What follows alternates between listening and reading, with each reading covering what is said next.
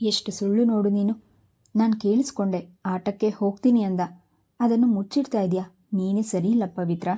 ಮಕ್ಕಳು ಮಾಡಿದ್ದನ್ನು ನೇರವಾಗಿ ಹೇಳಬೇಕು. ಬೆಳಗ್ಗೆ ಬೆಳಗ್ಗೆ ಶುರು ಮಾಡಬೇಡಿ. ನೀವು ಬೈತೀರಾ ಅಂತ. ಬೈದೆ ಇನ್ನೇನು ಮಾಡೋದು? ಜ್ವರ ನಿನ್ನೆ ಬಿಟ್ಟಿದೆ, ಇವತ್ತಾಗಲೇ ಆಟ ಅಂತೆ ಆಟ. ಏನೂ ಬೇಡ, ಸಂಜೆ ಬಂದು ರೆಸ್ಟ್ ತಗೋ. 1 ವಾರ ಆಡೋ ಹಾಗಿಲ್ಲ ನೀನು. ಅಪ್ಪ, ಉದ್ಗರಿಸಿದ ಅರ್ಜುನ್. ಅಪ್ಪನೂ ಇಲ್ಲ, ತಿಪ್ಪನೂ ಇಲ್ಲ. ಬೇಡ ಅಂದರೆ ಬೇಡ, ಗೊತ್ತಾಯ್ತಾ? ಹ್ಞೂ, ಆದರೆ ಸಂಡೇ ಮ್ಯಾಚ್ ಫೈನಲ್ ಇದೆ, ಅವತ್ತು ಮಾತ್ರ ಹೋಗ್ತೀನಿ. ಬೇಡ ಅನ್ನಲ್ಲ. ಪ್ಲೀಸ್ ಪಾ, ಇನ್ನು 2-3 ದಿನ ರೆಸ್ಟ್ ತೊಗೊಳ್ತೀನಿ ಪ್ಲೀಸ್, ಅಂಗಲಾಚಿದ ಅರ್ಜುನ್. ಆಯಿತು, ನೋಡೋಣ, ನಡಿ, ಟೈಮ್ ಆಯಿತು. ಪವಿತ್ರ, ಪೂಜಾ ಹೋದ್ಲಾ? ವ್ಯಾನ್ ಬಂತಲ್ಲ ಇವತ್ತು, 10 ನಿಮಿಷ ಬೇಗ ಬಂದಿದ್ದು ವ್ಯಾನ್. ಅವಳು ಬೇಗ ರೆಡಿಯಾಗಿದ್ಲು, ಹೋದ್ಲು. ಡಬ್ಬಿ ತಗೊಂಡ್ರಾ? ಬರಲಾ? 1 ವಾರ ಮಗನನ್ನು ಕಣ್ಣಲ್ಲೇ ಕಣ್ಣಿಟ್ಟು ನೋಡಿಕೊಂಡ್ಳು ಪವಿತ್ರ. ಪೂರ್ಣವಾಗಿ ಜ್ವರ, ಸುಸ್ತು ಹೋದ ನಂತರ ಅವನು ಆಟ ಗೆಳೆಯರೆಂದು ಹೊರಗೆ ಹೋದ ಮೇಲೆ ಮರೆತು ತನ್ನ ಕೆಲಸದಲ್ಲಿ ಮಗ್ನಳಾದ್ಲು. ವಾರದಲ್ಲಿ 2-3 ಬಾರಿ ಪೂಜಾ ವಂದನಾಳ ಮನೆಗೆ ಹೋಗಿ ಆಟ ಆಡಿ 7 ಗಂಟೆಯ ಒಳಗೆ ಮನೆಯಲ್ಲಿರ್ತಿದ್ಲು ಪೂಜಾ. ಸತ್ಯಕಾಲ ಮೇಡಮ್ ಆ ದಿನ ಸಮಾಜದಲ್ಲಿ ತಮ್ಮ ಮನೆಯ ಪಕ್ಕ ಹೊಸದಾಗಿ ಬಾಂಬೆಯಿಂದ ಬಂದಿದ್ದ ಸರೋಜಾ ಎಂಬಾಕೆಯನ್ನು ಕರೆತಂದು ಪರಿಚಯಿಸಿದರು. ಆಕೆಯ ಗಂಡ ವೃತ್ತಿಯಿಂದ ಸಬ್ ಇನ್ಸ್ಪೆಕ್ಟರ್ ಆಗಿದ್ದರು. 2 ಹೆಣ್ಣು ಮಕ್ಕಳಿದ್ರು, ಕಾಲೇಜುಗಳಲ್ಲಿ ಓದುತ್ತಿದ್ರು. ಒಂದು ಅರ್ಧ ಗಂಟೆಯಲ್ಲೇ ತಮ್ಮ ಮಾತುಕತೆ ಹಾಗೂ ವಿಶಾಲವಾದ ನಗೆಯಿಂದ ಎಲ್ಲರಿಗೂ ಇಷ್ಟವಾದರು ಸರೋಜಾ. ಮುಂಬಯಿಯ ರಂಗುರಂಗಿನ, ವೇಗದ, ತುಳುಕು ಬೆಳಕಿನ, ಆಡಂಬರದ ಮತ್ತು ಅಷ್ಟೇ ಕಳಪೆ ಕೊಳಚೆ ಕಾರ್ಪಣ್ಯದ ಜೀವನದ ಬಗ್ಗೆ ವಿವರಿಸಿದರು. ಚಿಕ್ಕ ಪುಟ್ಟ ಮತ್ತು ಯೌವನಾವಸ್ಥೆಯಲ್ಲಿರುವ ಹೆಣ್ಣು ಮಕ್ಕಳನ್ನು ವೇಶ್ಯಾವೃತ್ತಿಗಳಿಗೆ ಇಳಿಸು ಎಲ್ಲದರ ಬಗ್ಗೆಯೂ ಹೇಳಿದಾಗ ಮುಂಬೈ ಎಂಬುದು ದೊಡ್ಡ ವಾಣಿಜ್ಯ ಕೇಂದ್ರ, ಚಿತ್ರರಂಗದ ಮಾಯಾಲೋಕ ಎಂದು ಮಾತ್ರ ತಿಳಿದುಕೊಂಡಿದ್ದವರಿಗೆ ಅಲ್ಲಿನ ವಾಸ್ತವ ಅರಿತಂತಾಯಿತು. ಅಲ್ಲಿನ ವೇಗ ಜೀವನಕ್ಕೆ ಹೋಲಿಸಿದರೆ ನಮ್ಮದು ಆಮೆಯ ವೇಗ, ಬಾವಿಯ ಕಪ್ಪೆಗಳಂತೆ ನಾವು ಎಂದೆನಿಸಿತು ಎಲ್ಲರಿಗೂ. ಮೋಹನಾಂಬ, ನನಗೆ ಬಹಳ ವರ್ಷಗಳಿಂದ ಆಸೆ ಮುಂಬೈ ನೋಡಬೇಕು ಅಂತ, ಆದರೆ ಆಗಲೇ ಇಲ್ಲ. ಈ ವರ್ಷ ಆದರೂ ಒಂದು ಸಾರಿ ಪ್ಲ್ಯಾನ್ ಮಾಡಿಕೊಂಡು ಹೋಗಿ ಬರಬೇಕು ಎಂದರು ಸಹಸ್ರನಾಮದ ಪುಸ್ತಕ ಒಳಗಿಡುತ್ತಾ. ಒಳ್ಳೊಳ್ಳೆ ಸ್ಥಳಗಳನ್ನು ಮಾತ್ರ ನೋಡ್ಬನ್ನಿ, ಆಗ ನಿಮಗೆ ಆ ನಗರದ ಬಗ್ಗೆ ಸದಭಿಪ್ರಾಯ ಮೂಡುತ್ತೆ. ಆದರೆ ಬೇಡವಾದ ಕೆಲವು ಸ್ಥಳಗಳನ್ನು ನೋಡಿಬಿಟ್ರೆ ನೀವು ನರಕವೇ ಇಲ್ಲ ಅನಿಸುತ್ತೆ. ಮುಖ್ಯವಾಗಿ ರಾತ್ರಿಯ ಜೀವನ, ಆ ಬಾರ್ಗಳು, ಡಿಸ್ಕೋಟೆಕ್ಗಳು, ಕುಣಿತ, ಕೊಲೆ, ಸುಲಿಗೆ ಎಲ್ಲವೂ ಅಲ್ಲಿ ಹಸು ಹೊಕ್ಕಾಗಿದೆ. ಸರೋಜಾ ಹೇಳಿದ್ಲು. ಬಿಡಿ ಸರೋಜಾ ಮೇಡಮ್, ಸಣ್ಣ ಸಣ್ಣ ಊರುಗಳಲ್ಲಿ ಆಧುನಿಕತೆ ಜಾಸ್ತಿ ಆಗಿರುವಾಗ ಲಕ್ಷಾಂತರ ಮಂದಿ ವಾಸಿಸೋ ಅಂತಹ ದೊಡ್ಡ ದೊಡ್ಡ ನಗರದಲ್ಲಿ ಅವೆಲ್ಲ ಇಲ್ಲದೆ ಇರುತ್ತೆಯೇ? ನಮ್ಮ ಬೆಂಗಳೂರನ್ನೇ ತಗೊಳ್ಳಿ. ಮೊದಲು ಸ್ವರ್ಗದಂತಿದ್ದ ಈ ಉದ್ಯಾನ ನಗರಿ, ಕೆರೆಗಳು, ಪಾರ್ಕ್, ಹಸಿರು ಯಥೇಚ್ಛವಾಗಿದ್ದು ಹವಾಮಾನದಲ್ಲಿ ತುಂಬ ಹಿತ ಎಂದು ಪ್ರಸಿದ್ಧವಾಗಿದ್ದ ನಮ್ಮ ಬೆಂಗಳೂರು ಈಗ ಗಬ್ಬೆದ್ದು ಹೋಗಿದೆ. ಸಾಫ್ಟ್ವೇರ್, MNC, IT-BT ಕಂಪನಿಗಳು ನಾಯಿ ಕೊಡೆಯಂತೆ ಹುಟ್ಟಿಕೊಂಡಿವೆ. ಇದು ಪ್ರಖ್ಯಾತಿಯಾಯಿತು ನಿಜ, ಆದರೆ ಅಷ್ಟೇ ಸಮಸ್ಯೆಗಳು ಶುರು ಆಯಿತು, ಜಾನಕಿ ಹೇಳಿದ್ಲು. ಶರ್ಮಿಳಾ, ಹೌದಪ್ಪ, ಬೆಂಗಳೂರು ಈಗ ಕಾಂಟ್ರಾಕ್ಟ್ ಕಾದ ಹೋಗಿದೆ. ಟೆಲಿಫೋನ್ ಲೈಸೆನ್ಸ್ ಎಳೆಯೋಕೆ, ನೀರಿನ ಪೈಪ್ಗಳನ್ನು ಹಾಕೋಕ್ಕೂ ರಸ್ತೆಗಳನ್ನೆಲ್ಲ ಅಗೆದು ಹಾಕಿ ಅಲ್ಲಲ್ಲಿ ಪಾಟ್ ಹೋಲ್ಸ್, ಮೆಟ್ರೋ ಅಂತ ಇರೋ ಬರೋ ಮರಗಳನ್ನೆಲ್ಲ ಕಡಿದು ಹಾಕಿದ್ದಾರೆ. ಯಾವ ಏರಿಯಾದಲ್ಲಿ ನೋಡಿದ್ರೂ ನೀರಿಗೆ, ಕರೆಂಟ್ಗೆ ಸಮಸ್ಯೆ. ಜನಸಂಖ್ಯೆ ಈ ರೀತಿ ಬೆಳೆತಿದ್ರೆ ನಗರದ ಸ್ವಚ್ಛತೆ ಪಾಲಿಕೆ ಹೇಗೆ ಸಾಧ್ಯ? ಸುಂದರವಾಗಿದ್ದ ನಮ್ಮ ನಗರನ ಹಾಳು ಮಾಡಿರೋದೇ ಹೊರಗಿನವರು. ಬರೋರು ಇಲ್ಲಿ ಲಕ್ಷಗಟ್ಟಲೆ ಸಂಬಳ ತಗೊಂಡು ಮನೆ ಮಠ ಮಾಡಿಕೊಂಡು ಇಲ್ಲಿಯ ನೆಲ ಏನೆಲ್ಲ ಕೊಟ್ಟಿದೆ ಅನ್ನೋದನ್ನು ಉದಾಸೀನ ಮಾಡಿ, ಒಂಚೂರು ಸೆನ್ಸ್ ಇಲ್ಲದೆ, ಸ್ವಚ್ಛತೆಯನ್ನು ಮೇಂಟೈನ್ ಮಾಡದೆ ಇಲ್ಲಿ ಇರೋರ ಜೊತೆ ಸ್ನೇಹದಿಂದಲೂ ಇರಲ್ಲ. ನಮ್ಮವರಿಗೆ ಇಲ್ಲಿ ಪ್ರಾಧಾನ್ಯತೆ ಇಲ್ಲದಂತಾಗಿ ಹೋಗಿದೆ ಎಂದು ಬುಸುಗುಟ್ಟಿದ್ಲು.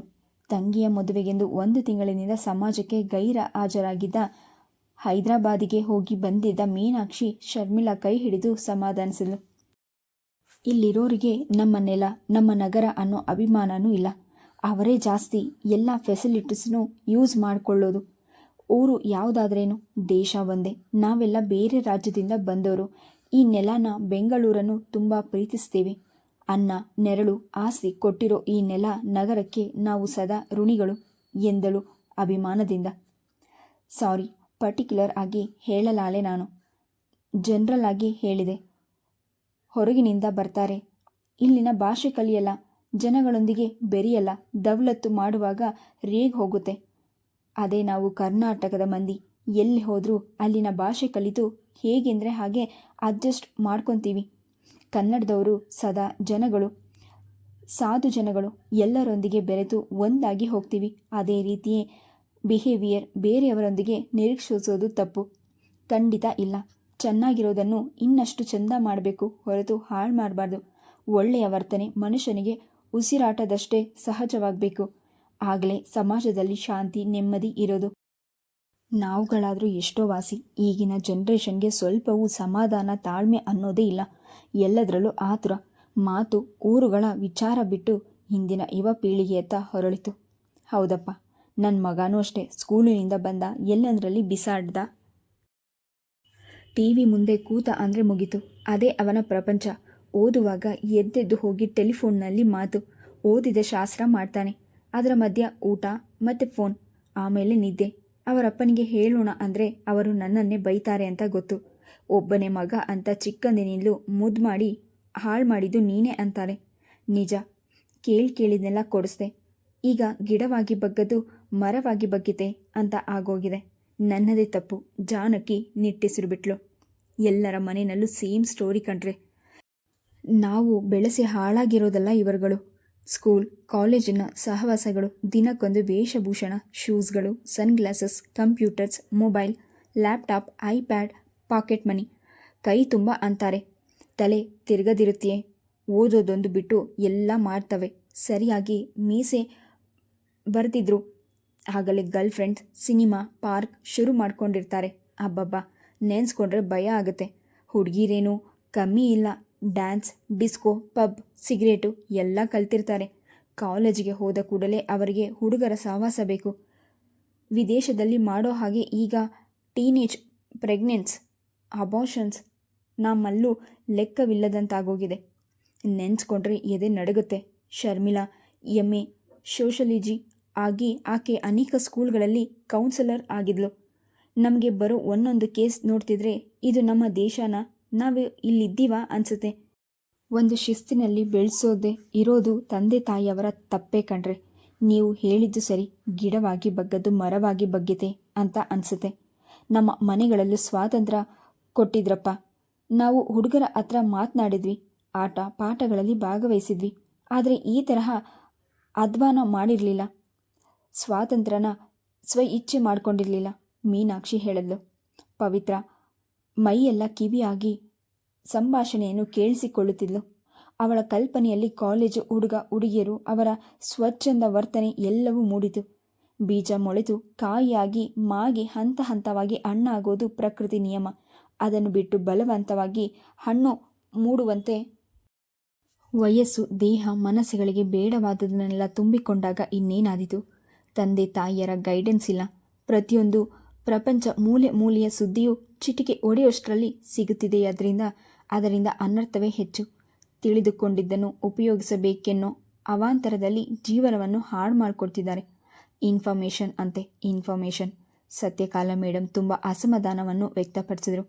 3 ಹೊತ್ತು ಟಿವಿ, ಕಂಪ್ಯೂಟರ್, ಇಂಟರ್ನೆಟ್ ಇದ್ರೆ ಮುಗೀತು. ಕಳ್ಳ ಬಂದು ಕನ್ನ ಹಾಕಿದ್ರೂ ತಿಳಿಯಲ್ಲ. ನಮ್ಗಳಿಗೆ ಇದಕ್ಕಿಂತ ಇನ್ನೇನಾದರೂ ಆಗಿ ಕೂಗ್ಕೊಂಡ್ರೂ ಅವರಿಗೆ ಜ್ಞಾನ ಇರೋಲ್ಲ ಅಷ್ಟೇ. ತಲ್ಲಿನತೆಯಿಂದ ಮೋಹನಾಂಬ ದನಿ ಏರಿಸಿದ್ರು. ಪ್ರಾಜೆಕ್ಟ್ಗಳಿಗೆ ಹೆಲ್ಪ್ ಆಗಲಿ ಅಂತ ಹಾಕಿಸ್ಕೊಟ್ರೆ ಅದೊಂದು ಬಿಟ್ಟು ಎಲ್ಲ ರೀತಿ ದುರುಪಯೋಗ ಪಡಿಸ್ಕೊಳ್ತಾರೆ. ಗೇಮ್ಸ್, ಮ್ಯೂಸಿಕ್, ಡ್ಯಾನ್ಸ್, ಫಿಲಮ್ಸ್ ಅಂತ ಗಂಟೆಗಟ್ಟಲೆ ಸಮಯ, ಮನಸ್ಸು, ದೃಷ್ಟಿ ಹಾಳು ಮಾಡ್ಕೊಳ್ತಾರೆ.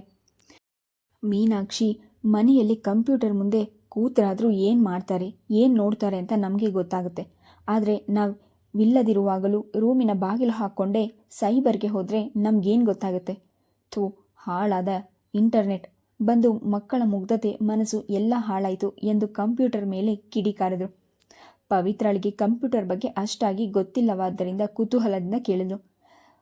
ಏನು ಹಾಳು ಮೂಳು ನೋಡ್ತಾರೆ? ಅದರಲ್ಲಿ ವೆಬ್ಸೈಟ್ ಅಂತಿರುತ್ತೆ, ಅದನ್ನು ಸ್ಟಾರ್ಟ್ ಮಾಡ್ತಾರೆ. ಬೇಡದಿರೋ ವಿಷಯಗಳನ್ನೆಲ್ಲ ತೋರಿಸುತ್ತೆ. ಹೊರಗೆ ಹೋದ್ಮೇಲೆ ಏನು ಮಾಡ್ತಾರೆ ಅಂತ ಕಂಡು ಹಿಡಿಯೋದು ಹೇಗೆ ಹೇಳಿ? ನಿಮ್ಮ ಮನೆಯಲ್ಲಿ ಕಂಪ್ಯೂಟರ್, ಇಂಟರ್ನೆಟ್ ಇಲ್ಲವೋ? ತೆಗೆದುಕೊಡು ಕೊಡು ಅಂತ ಇಬ್ಬರು ಅವರಪ್ಪನ್ನ ಪೀಡಿಸ್ತಿದ್ದಾರೆ. ಆದರೆ ಅವರಿನ್ನೂ ಮನಸ್ಸು ಮಾಡಿಲ್ಲ. ಒಳ್ಳೇದಾಯ್ತು ಬಿಡಿ. ಟಿ ವಿ ಜೊತೆ ಕಂಪ್ಯೂಟರ್ ಸೇರಿದರೆ 2 ರಾಕ್ಷಸರಿದ್ದಂತೆ. ಅಟ್ಯಾಕ್ ಆಗಿ ಹೋಗಿ ಇರೋ ಕ್ರಿಯೇಟಿವಿಟಿನ ಹಾಳು ಮಾಡಿಕೊಳ್ತಾರೆ. ಒಂದೇ ಸಮ ಬೇಡದ್ದು ನೋಡಿದ್ದೇ ನೋಡಿಕೊಂಡು ಮನಸ್ಸು ಎಷ್ಟು ಹಾಳಾಗುತ್ತೆ ಗೊತ್ತಾ? ಎಳೆಯ ವಯಸ್ಸಿಗೆ ಮನಸ್ಸು ಅಲೆಮಾರಿ ಆಗೋಗುತ್ತೆ. ದೈಹಿಕ ಶ್ರಮ ಇಲ್ಲದೆ ಆರೋಗ್ಯನೂ ಹಾಳು. ಸಾಕಪ್ಪ ಸಾಕು. ಅದೇನೋ ನಿಜಾನೇ, ಪವಿತ್ರ ಒಪ್ಪದ್ಲು. ಇಂಟರ್ನೆಟ್ನಲ್ಲಿ ಅದೇನಿರುತ್ತೆ? ಸರೋಜ ವಿವರಿಸಿದ್ರು. ಪ್ರಪಂಚಾದ್ಯಂತ ನಡೆದಿರುವ ಇತಿಹಾಸ, ವಿಜ್ಞಾನ, ಕಲೆ, ವಾರ್ತೆ, ರಾಜಕೀಯದ ಎಲ್ಲ ಮಾಹಿತಿಗಳು ಸಿಗುತ್ತೆ. ಪ್ರಿಂಟೌಟ್ ಚಿತ್ರಗಳು ತೆಗೆದುಕೋಬಹುದು. ಪ್ರಪಂಚದ ಯಾವುದೇ ಮೂಲೆಯಿಂದಲಾದರೂ ಇಮೇಲ್ ಕಳಿಸ್ಬೋದು. ನಿರಂತರ ಸಂಪರ್ಕದಲ್ಲಿ ಇರಬಹುದು. ವೆಬ್ಕಾಮ್ ಮೂಲಕ ಮುಖ ನೋಡಿಕೊಂಡು ಮಾತನಾಡಬಹುದು. ಇನ್ನು ಉದ್ಯೋಗಾರ್ಥಿಗಳಿಗೆ ಕೆಲಸ ಎಲ್ಲೆಲ್ಲಿ ಖಾಲಿ ಇವೆ ಎಂಬ ವಿವರಗಳು ಅರ್ಜಿ ಜೊತೆ ಸಿಗ್ತವೆ. ಇಂಟರ್ನೆಟ್ ಮೂಲಕ ಶಾಪಿಂಗ್ ಮಾಡಬಹುದು. ಮೂವಿ, ಟ್ರೈನ್, ವಿಮಾನದ ಟಿಕೆಟ್ ಬುಕ್ ಮಾಡ್ಬೋದು. ವಧುವರ ಅನ್ವೇಷಣೆ ಕೂಡ ಇಂಟರ್ನೆಟ್ ಮೂಲಕ ಆಗುತ್ತೆ. ಆಧುನಿಕ ತಂತ್ರಜ್ಞಾನದ ಅಪೂರ್ವ ಕೊಡುಗೆ ಈ ಕಂಪ್ಯೂಟರ್. ಆದರೆ ಹಾಗೆ ಕುರ್ಚಿಗೆ ಒರಗಿದ್ರು ಒಳ್ಳೆ ರೀತಿಯಲ್ಲಿ ಉಪಯೋಗಿಸದಿದ್ದರೆ ಅದರಷ್ಟು ಅನರ್ಥಕಾರಿ, ಅನಾಹುತಕಾರಿ ವಸ್ತು ಇನ್ನೊಂದಿಲ್ಲ.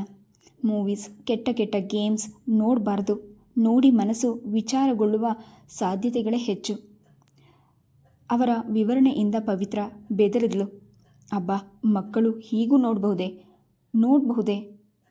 ಅರಿಯದ ವಯಸ್ಸಲ್ಲಿ ಈ ರೀತಿ ಉದ್ರೇಕಕಾರಿ ದೃಶ್ಯಗಳನ್ನು ನೋಡಿ ಇನ್ನೆಂತಹ ಪರಿಣಾಮಗಳಾಗಬಹುದು? ಸದ್ಯ ನನ್ನ ಮಗಳಿಗೆ ಮನೆಯಲ್ಲಿ ಕಂಪ್ಯೂಟರ್ ಇಲ್ಲ, ಸೈಬರ್ಗೂ ಹೋಗಲ್ಲ. ದೇವರೇ ಕಾಪಾಡಿದ ಎಂದು ಮನದಲ್ಲೇ ಕೈ ಮುಗಿದ್ಲು. ಶರ್ಮಿಳಾ ಈಗಿನ ಕಾಲದ ಮಕ್ಕಳು ಪ್ರಳಯಾಂತಕರು ಕಣ್ರಿ. ನನ್ನ ತಂಗಿ ಮಗಳು 7 ವರ್ಷದವಳು. ಟಿ ವಿಯಲ್ಲಿ ಬರೋ ಎಲ್ಲ ಪ್ರೋಗ್ರಾಮ್ಗಳನ್ನು ಒಂದು ಬಿಡದೆ ನೋಡ್ತಾಳೆ, ಅಡ್ವರ್ಟೈಸ್ಮೆಂಟ್ ಸಹಿತ. ಯಾರು ಮೊನ್ನೆ ನೆಂಟರು ಬಂದಿದ್ದಾಗ ಅಮ್ಮ ಸೀರಿಯಲ್ ಹಾಕಿ ಕಾವ್ಯ ಪ್ರೆಗ್ನೆಂಟ್ ಆಗಿದ್ದಾಳೆ, ಡೆಲಿವರಿಗೆ ಹಾಸ್ಪಿಟಲ್ಗೆ ಸೇರಿಸ್ತಾರೆ ಹಾಗಂತ ಜೋರಾಗಿ ಅಂದ್ಲಲ್ಲ. ನನ್ನ ಅತ್ತಿಗೆಗೆ ಬಾಯಿಗೆ ಬಡ್ಕೊಳ್ಳೋ ಹಾಗಾಯಿತು. ನಾನು ಅವಳನ್ನು ಸರಿಯಾಗಿ ಬೈದೆ. ಆ ಮಗುನ ಕೂರಿಸ್ಕೊಂಡು ನೀನು ಯಾಕೆ ಪ್ರತಿಯೊಂದು ಸೀರಿಯಲ್ ನೋಡ್ತೀಯಾ? ಸ್ಕೂಲ್ಗೆ ಹೋದಾಗ ನೋಡು. ಅವಳು ಮನೆಗೆ ಬಂದ ಮೇಲೆ ಅವಳಿಗೆ ಬರೀ ಕಾರ್ಟೂನ್, ಸ್ಪೋರ್ಟ್ಸ್, ಡಿಸ್ಕವರಿ ಅಂಥದ್ದನ್ನು ಹಾಕು. ಯಾಕೆ ನೀನೇ ಅವಳನ್ನು ಹಾಳು ಮಾಡ್ತೀಯಾ ಅಂತ ಅಂದೆ. ಸತ್ಯಕಾಲ ತಲೆದೂಗಿದ್ಲು. ನೀವು ಹೇಳಿದ್ದು ಅಕ್ಷರಶಃ ನಿಜ ಕಣ್ರಿ. ಶರ್ಮಿಳಾ, ತಪ್ಪು ಮಕ್ಕಳದಲ್ಲ, ಪೋಷಕರದು. ನಾವು ಮಾಡೋದನ್ನೇ ಅವರು ಅನುಸರಿಸೋದು. ನಮ್ಮಲ್ಲಿ ಮೊದಲು ಶಿಸ್ತಿರಬೇಕು ಅಲ್ವೇ? ಅವರುಗಳ ಮನಸ್ಸು ಜೇಡಿ ಮಣ್ಣಿನಂತೆ ಮೃದು, ಹೇಗೆಂದರೆ ಹಾಗೆ ರೂಪುಗೊಳ್ಳುತ್ತೆ. ಹಾಗಿರುವಾಗ ನಾವೆಷ್ಟು ಹುಷಾರಾಗಿದ್ದರೆ ಮುಂದೆ ಅವರುಗಳ ಜೀವನ ಅಷ್ಟೇ ಚೆನ್ನಾಗಿರುತ್ತೆ. ಒಳ್ಳೊಳ್ಳೆ ಗುಣಗಳನ್ನು ನಾವು ಮಾರ್ಗದರ್ಶಿಸಿದ್ರೆ ತಾನೇ ಅವರು ಮುಂದೆ ಯಶಸ್ವಿಯಾಗೋದು. ಸಲುಗೆ, ಸ್ವಾತಂತ್ರ್ಯ, ಸ್ನೇಹ ಕೊಡಬೇಕು, ಆದರೆ ಇತಿಮಿತಿಯಲ್ಲಿ ಇರಬೇಕು. ಅತಿಯಾದರೆ ಅಮೃತವು ವಿಷವೇ. ನಾನು ನನ್ನ ಮಗಳ ಮಕ್ಕಳಿಗೆ ಅವಕಾಶವಾದಾಗಲೆಲ್ಲ ಒಳ್ಳೆಯದನ್ನೇ ಹೇಳ್ತಿರ್ತೀನಿ. ನಮ್ಮ ಪ್ರಪಂಚದಲ್ಲಿ ಕೆಲಸ ಯೋಜನೆಗಳಲ್ಲಿ ನಾವು ಮುಳುಗದಿದ್ದರೆ ಬುದ್ಧಿ ಹೇಳೋರು ಯಾರು? ಒಳ್ಳೆಯ ವಾತಾವರಣ, ಮಾತು ಅವರಿಗೆ ಸಿಕ್ಕಿದ್ರೆ ಅವರು ಖಂಡಿತ ತಪ್ಪು ಮಾಡಲ್ಲ. ತಪ್ಪು ಮಾಡುವಾಗ ಅವರವರನ್ನು ತಿದ್ದಿ ಅರ್ಥ ಆಗೋ ಹಾಗೆ ಸಮಾಧಾನದಿಂದ ಹೇಳಿ ಪ್ರತಿಯೊಂದರ ಪರಿಣಾಮಗಳನ್ನು ತಿಳಿಸ್ಕೊಟ್ರೆ ಅವರು ಖಂಡಿತ ಬದಲಾಗ್ತಾರೆ. ಪ್ರಪಂಚಾದ್ಯಂತ ಕರ್ತವ್ಯ ನಿಷ್ಠೆ, ಶಿಕ್ಷಣ, ಆಧುನಿಕ ಅನುಭವವನ್ನು ಮಾತ್ರ ಅಳವಡಿಸ್ಕೊಳ್ಳಿ. ಹಾಗೆ ನಮ್ಮ ದೇಶದ ಆಚಾರ ವಿಚಾರ, ದೇವರು, ಹಿರಿಯರು, ಗುರುಗಳು ಎಲ್ಲದರ ಬಗ್ಗೆಯೂ ಗೌರವಿಸಿಕೊಳ್ಳಿ ಎಂದು ಹಿರಿಯರು ಹೇಳಿಕೊಟ್ರೇನೆ ಅವರುಗಳು ತಿಳಿಯೋದು. ಈಗಿನ ಕಾಲದ ಹುಡುಗರೆಲ್ಲ ನಾವು ಅಂದುಕೊಂಡಂತೆ ಕೆಟ್ಟವರಲ್ಲ, ಅವಿದ್ಯರೂ ಅಲ್ಲ. ಸ್ಪರ್ಧೆ, ಆಧುನಿಕತೆಯ ಬೆನ್ನಹತ್ತಿ ಅವರು ನಮಗಿಂತ 10 ಪಟ್ಟು ಗೊಂದಲದಲ್ಲಿದ್ದಾರೆ. ಅವರನ್ನು ನಾವು ಅರ್ಥ ಮಾಡ್ಕೋಬೇಕು. ಎಲ್ಲರಿಗೂ ಅವರ ಅನುಭವದ ಮಾತುಗಳು ನಿಜವೆನಿಸಿದವು. ಜಾನಕಿ ಎದ್ದು ಬ್ಯಾಗ್ ಎತ್ತಿಕೊಂಡ್ಳು. ನಿಜವಾಗಿಯೂ ಮಕ್ಕಳನ್ನು ಅರ್ಥ ಮಾಡಿಕೊಂಡು ಅವರನ್ನು ಒಳ್ಳೆ ರೀತಿ ಬೆಳೆಸೋದು ಒಂದು ಕಲೆ. ಸರಿ, ನಾವು ಮೊದಲು ಸರಿಯಾಗಿ ಇರೋದನ್ನು ಕಲಿಬೇಕು. ಶರ್ಮಿಳಾ, ಅಬ್ಬಾ, ಕಲಿಯೋರಿಗೆ ಪ್ರತಿದಿನವೂ ಜೀವನ ಒಂದು ಹೊಸ ಪಾಠ ಹೇಳ್ಕೊಡುತ್ತೆ. ಅನುಭವಗಳಿಗಿಂತ ಗುರು ಇನ್ನೊಂದಿಲ್ಲ ಎಂದು ತಾನು ಎದ್ಲು. ಮಾತನಾಡ್ತಾ ಕೂತ್ರೆ ಗಂಟೆಗಳು ಕಳೆಯೋದೇ ಗೊತ್ತಾಗೋದಿಲ್ಲ. ಬರ್ತೀನಿ ಮುಂದಿನ ವಾರ ಎಂದು ಹೊರಟಳು. ಬಸ್ನಲ್ಲೆಲ್ಲ ಪವಿತ್ರ ನಡೆದ ಮಾತುಗಳನ್ನು ಮೆಲುಕು ಹಾಕಿದ್ಲು. ಒಂದೊಂದು ಬಾರಿ ಸೇರಿ ಮಾತನಾಡುವಾಗಲೂ ಒಂದೊಂದು ವಿಷಯದ ಬಗ್ಗೆ ಸಂಪೂರ್ಣವಾಗಿ ತಿಳಿಯುತ್ತಿತ್ತು. ಸಜ್ಜನರ ಸಂಗಮದ ಹೆಜ್ಜೇನು ಸವಿದಂತೆ ಎಂದು ಅಷ್ಟಿಲ್ಲದೆ ಹೇಳಿದ್ದಾರೆಯೇ? ಇವರುಗಳ ಸ್ನೇಹದಿಂದ ಅಷ್ಟೇ ಅದೆಷ್ಟು ತಿಳುವಳಿಕೆ ವಿಸ್ತರಿಸುತ್ತೆ. ಈ ಹಾಳಾದ ಇಂಟರ್ನೆಟ್ ಸೈಬರ್ ಇಲ್ಲದ ನಮ್ಮ ಕಾಲವೇ ಚೆನ್ನಾಗಿತ್ತು. ಇವೆಲ್ಲ ಅವರು ಹೇಳಿದ ಹಾಗೆ ಸರಿಯಾಗಿ ಉಪಯೋಗಿಸದಿದ್ದರೆ ಅನರ್ಥಕಾರಿಯೇ. ಅರ್ಜುನ್, ಪೂಜಾ ಹೇಳಿದ ಮಾತು ಕೇಳೋ ಮಕ್ಕಳು ಪರವಾಗಿಲ್ಲ, ಹೇಳಿದ ಮಾತು ಕೇಳದ ಹದ್ಮೀರಿದ ಮಕ್ಕಳಿದ್ರೆ ಅದು ಹೇಗೆ ಕಂಟ್ರೋಲ್ ಮಾಡ್ತಾರೋ? ಇದಕ್ಕಿದ್ದಂತೆ ಮನದಲ್ಲೊಂದು ಅನುಮಾನ ಮೂಡಿತು. ಅರ್ಜುನ್ ಏನಾದರೂ ಸ್ಕೂಲ್ನಲ್ಲಿ ವಿರಾಮದ ವೇಳೆಯಲ್ಲಿ ಆಟಕ್ಕೆಂದು ಹೋದಾಗ ಏನಾದರೂ ಸೈಬರ್ಗೆ ಹೋಗ್ತಾನಾ? ಆ ರೀತಿಯ ಅಶ್ಲೀಲತೆ ವೀಕ್ಷಿಸಿ ಕೆಟ್ಟು ಹೋದರೆ? ಪವಿತ್ರ ಆತಂಕಗೊಂಡ್ಳು. ಛೇ, ಎಂತಹ ಕೆಟ್ಟ ಅನುಮಾನ! ಖಂಡಿತವಾಗಿ ನನ್ನ ಮಗ ಅಂಥವನಲ್ಲ. ಆದರೂ ಈ ಮುರಳಿಗೆ ಏನೋ ಯೋಚನೆ ಇಲ್ಲ. ಸದಾ ತನ್ನ ಲೋಕದಲ್ಲಿರ್ತಾನೆ. ತಾನಾಯಿತು, ತನ್ನ ಆಫೀಸ್ ಆಯಿತು. ಕಳೆದ ಬಾರಿ ಓದಿನ ವಿಷಯದಲ್ಲಿ 1-2 ದಿನ ಬಿಗಿ ಮಾಡಿದ. ಮತ್ತೆ ಯಥಾಪ್ರಕಾರ ಮತ್ತೆ ಇದರ ವಿಷಯವಾಗಿ ಮಾತನಾಡಲೇಬೇಕು ಎಂದು ನಿಶ್ಚಯಿಸಿ ಸ್ಟಾಪ್ ಬಂದಾಗ ಎಚ್ಚೆತ್ತು ದಡದಡ ಇಳಿದ್ಲು. ಪವಿತ್ರ ಬಂದೊಡನೆ ಹುಸ್ಸೆಂದು ಸೋಫಾದ ಮೇಲೆ ಕುಳಿತಳು. ರೂಮಿನಲ್ಲಿ ಓದುತ್ತಿದ್ದ ಪೂಜಾ ಹೊರಗೆ ಬಂದು, ಏನು ಹೀಗೆ ಕೂತ್ಬಿಟ್ರಿ? ಎದ್ದೇಳಿ, ಹೋಗಿ ಕೈಕಾಲು ತೊಳಿರಿ ಎಂದ್ಲು. ಇರು ಪೂಜಾ, 1-2 ನಿಮಿಷ. ಅದೆಲ್ಲ ಆಗಲ್ಲಪ್ಪ. ಹೊರಗಿನಿಂದ ಬಂದಮೇಲೆ ಮೈಲ್ಗೆ ಆಗಿರುತ್ತೆ. ಕೈಕಾಲು ತೊಳೆದು ಬಟ್ಟೆ ಬದಲಾಯಿಸಿ, ಇಲ್ದಿದ್ರೆ ಸಂಜೆ ಹೊತ್ತು ಮನೆಗೆ ದರಿದ್ರ. ನನ್ನ ಮಾತುಗಳನ್ನು ನನಗೆ ತಿರುಗಿಸಿ ಹೇಳ್ತಿದೀಯಾ? ನಾನು ಯಾವಾಗಾದರೂ ಹಾಗೆ ಮಾಡಿದ್ದೀನಾ? ಇವತ್ತು ಮಾಡಿದ್ರೂ ತಪ್ಪೇ ತಪ್ಪು. 100 ಸಾರ್ತಿ ಮಾಡಿದ್ರೂ ತಪ್ಪೇ. ನಿಮಗೊಂದು ನ್ಯಾಯ, ನಮಗೊಂದು ನ್ಯಾಯನಾ? ಸಾಕು ಸುಮ್ಮನಿರು. 2 ಬಸ್ ವಿಜಯನಗರದಿಂದ ಬಂದಿದ್ದು, ಸಾಕಾಗಿ ಹೋಯಿತು. ಕಾಲೆಲ್ಲ ನೋವು. ನಮಗೂ ಹಾಗೆ ತಾನೇ? ಬಿಡಲಿಲ್ಲ. ಪೂಜಾ ಸ್ಕೂಲ್ PT ಗೇಮ್ಸ್ ಮುಗಿಸ್ಕೊಂಡು ವ್ಯಾನ್ನಲ್ಲಿ ಆ ದೊಂಬಿ ಮಧ್ಯ ಜಾಗ ಇಲ್ಲದೆ ಒದ್ದಾಡಿಕೊಂಡು ಬರ್ತೀವಿ. ಆ ಬ್ಯಾಗ್ ಹೊತ್ಕೊಂಡು ಈ ರೋಡ್ ಎಂಡ್ನಿಂದ ಮನೆಗೆ ಬರೋ ಅಷ್ಟರಲ್ಲಿ ನನಗೂ ಕಾಲು ನೋವು, ಸುಸ್ತು ಆಗಿರುತ್ತೆ. ಬಂದ ಕೂಡಲೇ ದಿನ ಮಾಡೋ ಕೆಲಸದ ಬಗ್ಗೆ ಅರ್ಜೆಂಟ್ ಮಾಡಿದ್ರೆ ಹೇಗಾಗುತ್ತೆ? ನಿಮಗೆ ಗೊತ್ತಾಗಲಿ ಅಂತಾನೆ ಹೇಳಿದ್ದು. ಆರಾಮವಾಗಿ ಕೂತ್ಕೊಳ್ಳಿ. 1 ನಿಮಿಷ. ಅಡಿಗೆ ಮನೆಗೆ ಹೋಗಿ ಗಾಜಿನ ಲೋಟದ ತುಂಬ ನಿಂಬೆ ಹಣ್ಣಿನ ಶರಬತ್ತು ತಂದುಕೊಟ್ಲು. ಪವಿತ್ರ ಆತುರದಿಂದ ಗುಟ್ಕಿಸಿದ್ಲು. ದಣಿದು ಬಂದಿದ್ದವಳಿಗೆ ಆ ತಣ್ಣನೆಯ ಪಾನೀಯ ಆಹ್ಲಾದಕರವಾಗಿತ್ತು. ಮಗಳನ್ನು ಕೃತಜ್ಞತೆಯಿಂದ ನೋಡಿದ್ಲು. ಥ್ಯಾಂಕ್ ಯು ಚಿನ್ನು. ಏನಿವತ್ತು ತೋಚಿಸ್ಕೊಂಡು ಮಾಡಿಬಿಟ್ಟಿದೀಯಾ? ನಮ್ಮಮ್ಮ ಸುಸ್ತಾಗಿ ಬರಬಹುದು ಅಂತ ಗೆಸ್ ಮಾಡೇ ಬಿಟ್ಟಿದ್ದೆ. ತಾಯಿಯ ಹೊಗಳಿಕೆಯಿಂದ ಪೂಜಾ ಸಂತೋಷಗೊಂಡ್ಳು. ಹೌದಾ, ಜಾಣ್ಮರಿ, ಗುಡ್ ಗರ್ಲ್. ಪವಿತ್ರ ಎದ್ಲು. ಜಾಗ ಬಿಡು, ಕೈಕಾಲು ತೊಳೆದು ಅನ್ನಕ್ಕಿಡ್ತೀನಿ. ಹುಳಿ ಕುದಿಸ್ಬೇಕು, ಬೆಳಗ್ಗೆ ಮಾಡಿದ್ದು. ಲೋಟದ ತಳದಲ್ಲಿದ್ದ ಪಾನಕವನ್ನು ಗಂಟಲಿಗೆ ಸುರಿದುಕೊಂಡ್ಳು. ಹುಳಿ ಕುದಿಸಾಗಿದೆ. ಹುರುಳಿಕಾಯಿ ಪಲ್ಯ ಹುರಿದಿಟ್ಟಿದ್ದೀನಿ. ಹಾಲನ್ನು ಬಿಸಿ ಮಾಡಿದ್ದೀನಿ. ಆಮೇಲೆ ಪೂಜಾ ನಿಧಾನವಾಗಿ ನುಡಿದ್ಲು. ಅನ್ನನೂ ಮಾಡಿಟ್ಟಿದ್ದೀನಿ. ಸುಳ್ಳು. ಪವಿತ್ರ ನಂಬಲಿಲ್ಲ. ಒಂದಿನಾನು ಅಡಿಗೆ ಕೆಲಸ ಮಾಡಿದವಳಲ್ಲ ನೀನು. ಅಪರೂಪಕ್ಕೊಂದು ಸಾರ್ತಿ ಕಾಫಿ ಬಿಸಿ ಮಾಡಿಕೊಟ್ಟಿರ್ಬೋದು. ಇಷ್ಟೆಲ್ಲ ಮಾಡಿದೀಯಾ? ಅನುಮಾನದಿಂದ ಕೇಳಿದ್ಲು. ನೀಲಾ ಕೈಲೇನಾದರೂ ಮಾಡಿಸಿದ್ಯಾ? ಹಾಗೇನಾದರೂ ಮಾಡಿಸಿದ್ರೆ ಎಲ್ಲ ಹೊರಗೆ ಸುರಿಬೇಕಷ್ಟೆ. ಇಷ್ಟೆಲ್ಲ ಕಷ್ಟಪಟ್ಟು ಮಗಳು ಮಾಡಿದ್ದಾಳೆ ಅಂತ ಖುಷಿ ಪಡೋದು ಬಿಟ್ಟು ಅನುಮಾನ ಪಡ್ತೀರಾ? ಪೂಜಾ ಮೊಗ ಸಪ್ಪಗೆ ಮಾಡಿಕೊಂಡ್ಳು. ನೀಲಾ ಆಂಟಿ ಮುಟ್ಟಿದ್ರೆ ನೀವು ಒಪ್ಪಲ್ಲ ಅಂತ ನನಗೆ ಗೊತ್ತಿಲ್ವೇನಮ್ಮ? ಅದಕ್ಕಲ್ಲ ಪೂಜಾ, ಎಂದೂ ಇಲ್ಲದೆ ಇಂದು ಮಾಡಿದೆಯಲ್ಲ, ನಂಬಿಕೆ ಬರಲಿಲ್ಲ. ನೋಡಿ ಬನ್ನಿ, ಆಗ ನಂಬಿಕೆ ಬರುತ್ತೆ. ಪವಿತ್ರ ಸರಸರ ಕೈಕಾಲು ತೊಳೆದು ನೈಟಿ ಹಾಕ್ಕೊಂಡು ಅಡಿಗೆ ಮನೆಗೆ ಓಡಿದ್ಲು. ಹುಳಿ ಪಲ್ಯ ಬಿಸಿಯಾಗಿತ್ತು. ಹಾಲು ಕಾಯಿಸಿಟ್ಟಿದ್ಲು. ಸಿಂಕ್ನಲ್ಲಿದ್ದ ಎಲ್ಲ ಪಾತ್ರೆಗಳನ್ನು ತೊಳೆದು ಒರೆಸಿಟ್ಟಿದ್ಲು. ಅಡಿಗೆ ಮನೆ ಹೊರಾಂಡವಾಗಿತ್ತು. ಪವಿತ್ರ ಕುಕ್ಕರ್ ತೆಗೆದು ನೋಡಿದ್ಲು. ಅನ್ನ ಮಲ್ಲಿಗೆ ಹೂಗಳಂತೆ ಅರಳಿದವು. ಪವಿತ್ರ ಸಂತಸ ಬೆರೆತು ಆಶ್ಚರ್ಯದಿಂದ ಉದ್ಗರಿಸಿದ್ಲು. ಅಬ್ಬಾ, ಅದೆಷ್ಟು ಚೆನ್ನಾಗಿ ಮಾಡಿಬಿಟ್ಟಿದೆಯಲ್ಲೇ. ನನಗಿಂತ ಚೆನ್ನಾಗಿ ಮಾಡಿದೀಯಾ. ಉದುದುರಾಗೆ. ಎಷ್ಟು ಅಕ್ಕಿ ಹಾಕಿದೆ, ಎಷ್ಟು ನೀರಿಟ್ಟೆ? ಪೂಜಾ ಉತ್ಸಾಹದಿಂದ ವಿವರಿಸಿದ್ಲು. ಅಕ್ಕಿ 1.5 ಪಾವ ಹಾಕಿದೆ. ಹೌದಾ? ಕರೆಕ್ಟ್. ಅಕ್ಕಿ ತೊಳೆದು ಅದರ ಮೇಲೆ ಬೆರಳಲ್ಲಿ 2 ಇಂಚು ಬರೋ ಹಾಗೆ ನೀರಿಟ್ಟೆ, ಸರಿನಾ? ಅದು ಕರೆಕ್ಟ್. ಎಷ್ಟೊಂದು ಅಬ್ಸರ್ವ್ ಮಾಡ್ತಿದೆಯಲ್ಲ ಪೂಜಾ. ಕಳ್ಳಿ ನೀನು. ಇಷ್ಟೊಂದು ಇಂಟ್ರೆಸ್ಟ್ ಇದೆ ಅಂತ ನನಗೆ ಗೊತ್ತೇ ಇರಲಿಲ್ಲ. ಗುಡ್. ಮಗಳ ಕೆನ್ನೆ ತಟ್ಟಿದ್ಲು. ಕಾಲು ನೋಯ್ತಾ ಇರೋದಕ್ಕೆ ಯಾರಪ್ಪ ಅಡುಗೆ ಪಾತ್ರೆ ಮಾಡೋರು ಅಂತ ಅಂದ್ಕೊಳ್ತಿದ್ದೆ. ಆರಾಮ ಆಯಿತು ನನಗೆ ನಿನ್ನಿಂದ. ತಾಯಿಯ ಅಪರೂಪದ ಹೊಗಳಿಕೆಯಿಂದ ಪೂಜಾ ಹಿಗ್ಗಿದ್ಲು. ಮುರುಳಿ ಬಂದು ಎಲ್ಲರೂ ಒಟ್ಟಿಗೆ ಊಟಕ್ಕೆ ಕುಳಿತರು. ಪೂಜಾ ಅಡಿಗೆ ಮನೆ ಕೆಲಸ ಮಾಡಿದ್ದನ್ನು, ಅನ್ನ ಮಾಡಿದ್ದನ್ನು ಹೇಳಿ ಹೊಗಳಿದ್ರು ಪವಿತ್ರ. ಅನ್ನ ಮಲ್ಲಿಗೆ ಅಂತಿದೆ ಅಲ್ವೇನ್ರಿ? ಪರವಾಗಿಲ್ವೇ? ನನ್ನ ಮಗಳು ಅಡುಗೆನೂ ಕಲಿತ್ಬಿಟ್ಟಿದ್ದಾಳೆ. ನಿಜವಾಗಿಯೂ ಅನ್ನ ತುಂಬ ಚೆನ್ನಾಗಿದೆ ಪುಟ್ಟಿ. ತಂದೆಯ ಹೊಗಳಿಕೆಯಿಂದ ಪೂಜಾ ಸಂತೋಷದಿಂದ ನಕ್ಲು. ಸಾರನ್ನದ ತುತ್ತು ಕೆಳಗಿಳಿಸಿದ ಅರ್ಜುನ್ ಜೋರಾಗಿ ನಕ್ಕ. ಒಳ್ಳೆ ಪಪ್ಪ, ಯಾರೇ ಮಾಡಿದ್ರೂ ಅನ್ನದ ತರಹನೇ ಇರುತ್ತೆ. ಅಕ್ಕಿ ತೊಳೆದು 2 ಇಂಚು ನೀರಿಟ್ಟು ಒಲೆ ಮೇಲಿಟ್ಟರೆ 1 ವಿಷಲ್ಗೆ ಅನ್ನ ಆಗುತ್ತೆ ಅಂತ 3ನೇ ಕ್ಲಾಸ್ ಮಗುಗೂ ಗೊತ್ತು. ಅವಳು ಉಬ್ಬೋದಕ್ಕೂ ನೀವಿಬ್ಬರು ಹೊಗಳೋದಕ್ಕೂ ಸರಿಯಾಗಿದೆ. ಪೂಜಾ, ನಿನ್ಗೇನೋ ಹೊಟ್ಟೆ ಕಿಚ್ಚು? ನೀನಾಗೆ ತೋಚಿಸ್ಕೊಂಡು ಒಂದಿನಾದ್ರೂ ಮನೆ ಕೆಲಸ ಮಾಡಿದ್ಯೇನೋ? ಪಾಪ, ಬಂದ್ಬಿಡು, ಮಾಡ್ತೀನಿ. ನಾನ್ಯಾಕೆ ಮಾಡಲಿ? ನಾನು ಹುಡುಗ. ನಿನಗೇನು ತಲೆ ಮೇಲೆ 2 ಕೊಂಬಿದ್ಯಾ? ಮನೆ ಕೆಲಸ ಮನೆಯವರೆಲ್ಲರೂ ಮಾಡಬೇಕು ಗೊತ್ತಾ? ಆಗ ಶೇರ್ ಮಾಡ್ಕೊಂಡಾಗತ್ತೆ. ನಿನಗೆ ಒಂದು ಕೆಲಸ ಮಾಡೋಕ್ಕೂ ಆಗಲ್ಲ. ಸದಾ ಆಟ ಕ್ರಿಕೆಟ್. ಪೂಜಾ ಹಿರಿಯಳಂತೆ ಗದರಿದ್ಲು. ಹೌದೌದು, ನೀನು ಜ್ಞಾಪಿಸಿದ್ದು ಒಳ್ಳೇದೇ ಆಯಿತು. ಅಚ್ಚು, ಹೋದ್ವಾರ ನಾನೇನೋ ಹೇಳಿದ್ದು? ಅಪ್ಪ, ಆ ಅನ್ನದ ಬಟ್ಲನ್ನು ಈ ಕಡೆ ತಳ್ಳಿ. Wow, superb.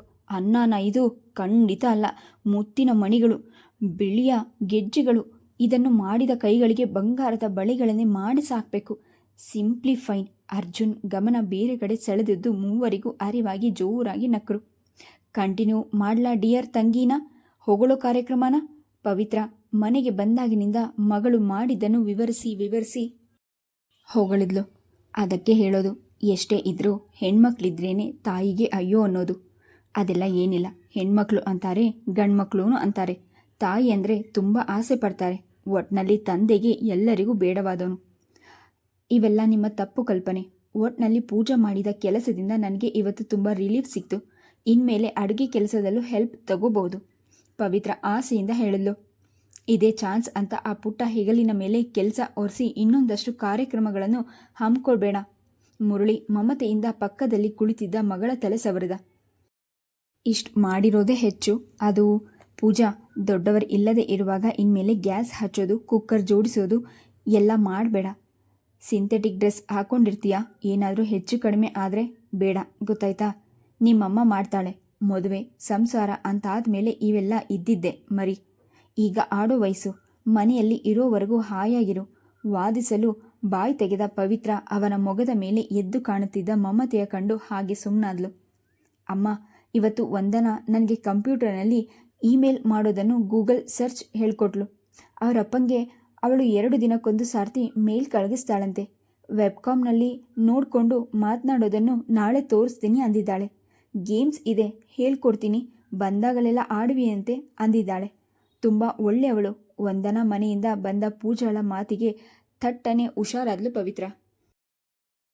ಹೊಗಳಿದಳು.